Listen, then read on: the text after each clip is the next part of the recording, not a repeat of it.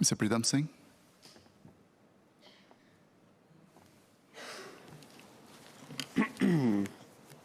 Thank you, Mr. Speaker. I think the Minister, I refer to Minister Shanmugam, has mischaracterized my speech somewhat. What I said was specific to the party position in 2019, and here there was a context. The party position, as I mentioned, was varied and divided with no consensus as to whether 377A should be repealed, and as I said, somewhat similar to Singapore society. I lifted the whip and did not fetter the voting rights of MPs. I did not say speaking rights. I did not fetter the voting rights of MPs. This is consistent with the party position. What has been the result arising from this debate? 6 for a repeal of 377A, 3 against for reasons of conscience. The party position has now been established by way of a majority in Parliament. On the Constitution, 7-4, 2 abstentions for the reasons the members mentioned. All the Workers' Party MPs, apart from Mr. Faisal Manap, who is down with COVID-19, put their personal positions on the record.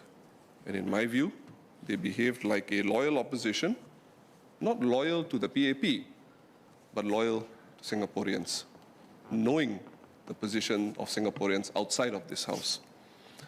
I have 2 clarifications for the Minister, the Speaker. The first, my question pertains to an understanding of how and why the PAP chooses to lift the whip for some bills and not others. And I raise this because the Minister raised it in his closing address. DPM Wong announced that the PAP did not lift the whip for this debate because 377A is a matter of public policy. The Prime Minister in his National Day address this year said that not everyone is equally accepting of homosexuality, and there were considerable reservations within certain religious groups. Now, for the Human Organ Transplant Bill of 2009, the PAP lifted the whip so that MPs could vote based on their religious and ethical beliefs. The first generation of PAP leaders under Lee Kuan Yew did the same with the Abortion Bill of 1969, where Mr. Lee Kuan Yew himself rose to deliver a speech, but was absent when it came to voting. If I follow Minister's reasoning, would it be correct to say Mr. Lee Kuan Yew was abdicating his responsibilities? Now, there would be compelling reasons to suggest that for both these bills, public policy could have been deployed as a reason not to lift the whip, but the PAP lifted it anyway. Can the Minister please clarify the consistency or lack of consistency with regard to lifting the whip?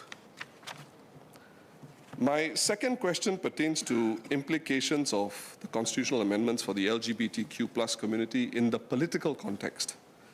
With these amendments, the effect would be that the courts are not the correct forum to determine questions of housing policy and same-sex marriage, for example. At the 2011 general elections some 11 years ago, the sexual orientation of an opposition candidate came into the spotlight, with the PAP asking the Singapore Democratic Party to, I quote, come out of the closet, unquote. And the PAP statement on this issue pursued an innuendo that made an allusion to pedophilia. In view of the speeches made by PAP MPs over the last 2 days and the call for any change on the definition of marriage to be a political question, can I confirm the PAP's position with regard to LGBTQ+ candidates standing in general elections? Thank you.